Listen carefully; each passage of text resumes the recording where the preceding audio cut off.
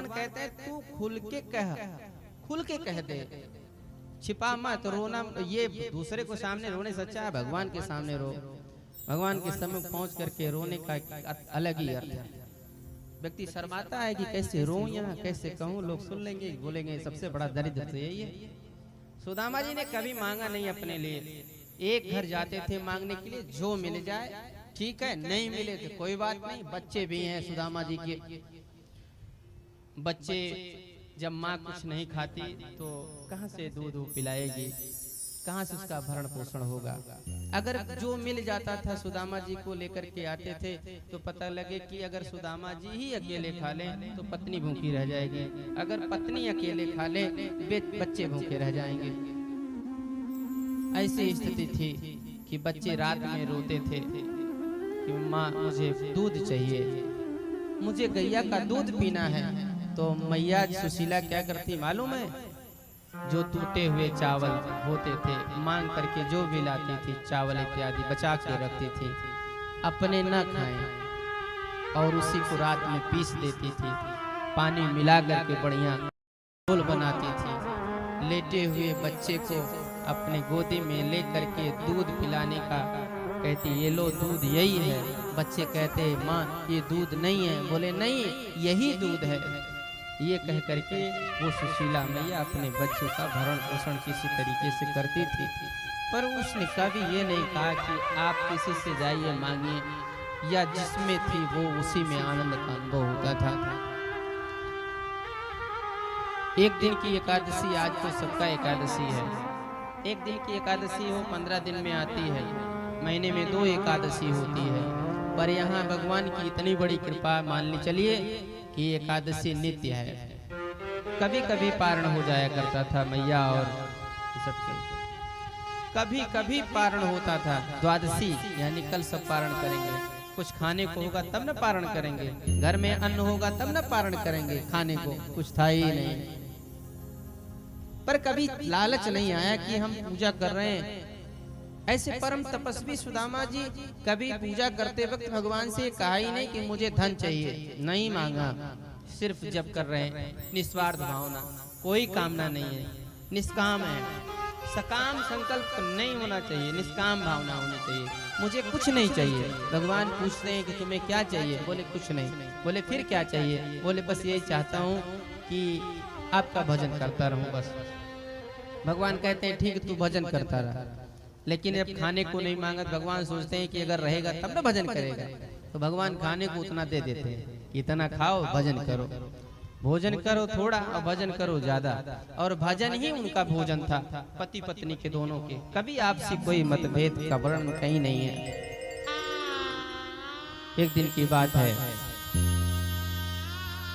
सुदामा जी अपने द्वारिकाधीश की चर्चा करते हैं कि मेरा मित्र राजा है।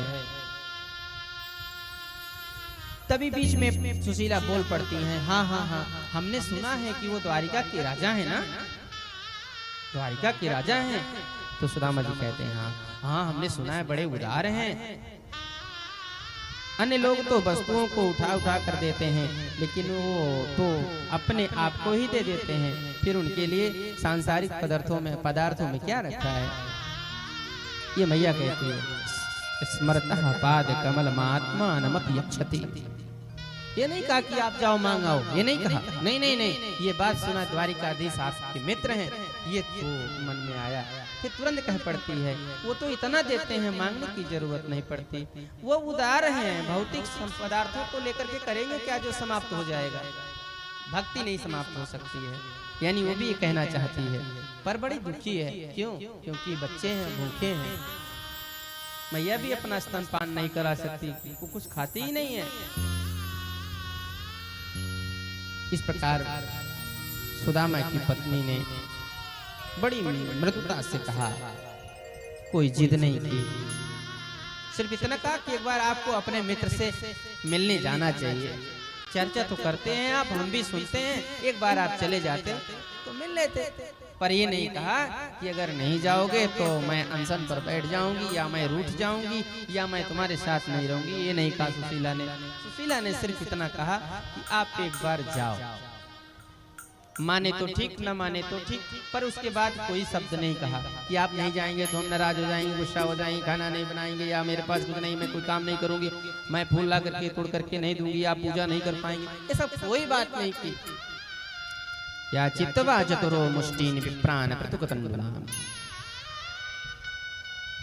सुदामा जी कहते हैं मैं चला तो जाऊं, लेकिन वो राजा हैं, उनके पास मैं क्या लेके जाऊंगा, मेरे पास कुछ है ही नहीं, क्या लेके जाऊंगा। पत्नी ने कहा चलो ठीक है, ये बात तो आपने अच्छा कहा कि क्या लेके जाएंगे, राजा हैं, मित्र के पास बहुत दिनों बाद जा रहे हैं, जब आपने दीक्षा ग्रहण की उसके बाद अब जा रहे हैं।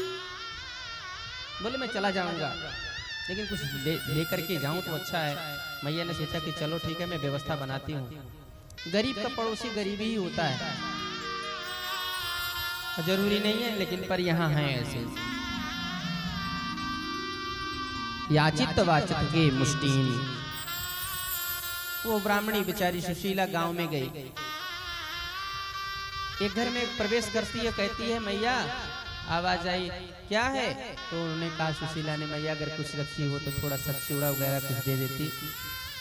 तो मैया कहती है, अरे मैं क्या बताऊं बहन, अभी तुम देर कर दी, कुछ देर पहले वो उनका कुछ चूड़े आए थे साफ करने के लिए, मैं साफ तो कर दी, साफ करने के बाद मुझे थोड़ा मिला था तो बच्चों में बांट दी, पर पता है मेरे पास खाने योग्य कुछ बच्चे नहीं। बोले कुछ तो होगा, बोले वो टूटे हुए चूड़े हैं, चिवड़ा तो है पर टूटा हुआ है, वो खाने योग्य नहीं है। बोले मैं देख दूँ, बोले यही काम चल जाएगा, पर इकट्ठा करके कहती है कि सब तो नहीं दे सकती, इसको टूटे हुए चिवड़ों को भी हम रखे हैं बच्चों को पीस करके पिलाने के लिए, खिलाने के लिए। मैं ये कहती एक ही मुट्ठी दे दे, एक मुट्ठी में ले लेती। दूसरे घर में पहुंचती है, सोचती एक मुट्ठी में कुछ नहीं होगा, राजा हैं उनके यहाँ कम से कम थोड़ा जाए तो थोड़ा थोड़ा बांटेंगे तो सबको हो जाएगा। मैया दूसरे घर में जब प्रवेश करती तो कहती मैया हो? तो मैया कहती हाँ बोलो कौन आया? तो देखिए सुशीला, सुशीला ने कहा मैया अगर तुम्हारे यहाँ कुछ हो तो दे देते, मेरे यहाँ चूड़ा है, थोड़ा सा बचा ले जा। ये टूटे नहीं थे पर ये मुट्ठी चूड़े मिले तो वो टूटे हुए चूड़े में मिल गए, तो आधा खड़ा आधा टूटा। ऐसे करके दो चार घर से थोड़ी थोड़ी इकट्ठा की, 4 मुट्ठी चूड़े हो गए। चिवड़ा चिपटा हुआ मिला, कहीं कहीं लाल लाल मिले, कहीं काले मिल गए, सब इकट्ठा मिल गया। चौथे घर में बड़े बड़े दाने मिल गए, इस तरह के 4 तरह की 4 मुट्ठी चिवड़ा मिल गया उसे। अब वो लेकर के अपने आंचल में लेकर के आती है मांग करके और कहती है कि स्वामी मैं लेकर के आई हूँ, लेकिन इसके आपको ले जाने के लिए कोई पात्र दे दूं जो ये उसमें रख दूं। जिसके पास पहनने के कोई वस्त्र नहीं था, कोई कपड़े नहीं थे, एक कपड़े थे और वो भी ढंग के नहीं थे। सुदामा की भी यही स्थिति थी, चाहते तो घर घर मांग सकते थे लेकिन वो कभी मांगे नहीं। मैया कहती है कि मैं इसको रखने के लिए कोई पात्र या कुछ ऐसा व्यवस्था बनाती हूँ। अपने उस झोपड़ी में देखती है कि कहीं कुछ पुराना कपड़ा मिला, पुराने कपड़े झाड़ करके जब झाड़ा उसने, उसमें बड़े धूल उड़े, धूल को किया से ज्यादा फटकती तो फट जाता, उसमें चिवड़ा को पलटा। मैया ने सोचा कि लाओ इसमें गट्ठी लगा दूं, एक गांठ मारा, दूसरा मारने चाहती नीचे से फट गया। वैसे रख करके दूसरे वस्त्र को ढूंढने के लिए झोपड़ी में चारों तरफ खोज डालती, कहीं थोड़ा सा मिलता, इतना मिलता, इतना मिलता, इतना इतना करके मैया ने सोचा कि ऐसे नहीं बनेगा, ये थोड़े थोड़े टुकड़े वस्त्र के इकट्ठा किए और जल्दी से उसको तर ऊपर लगा करके उसमें सुई और धागे से जैसे भी करके उसमें कुछ बनाया। एक गुदड़ी बन गई वो, और उसमें मैया ने चूड़े रखे और अब बांधा है किसी तरीके से। कहती है बहुत संभाल करके लेकर के जाना, ये पात्र भी नहीं है भगवान के यहाँ ले जाने के लिए, वस्तु भी नहीं देने को था उसके पास, पर इतना था कि वो मांग सकती थी अपने ठाकुर के लिए। हमारे पति जा रहे हैं भगवान के यहाँ, मांग सकती थी, इसलिए वो मांगा। मांग करके कुछ देने ले जाने भर को उसके पास थैले नहीं है, कपड़े में बांध के दिए, वो भी कई कपड़े इकट्ठा करके। जिसके यहाँ पहनने के कपड़े नहीं उसके यहाँ टुकड़े होंगे, उसके यहाँ टुकड़े भी नहीं मिलते।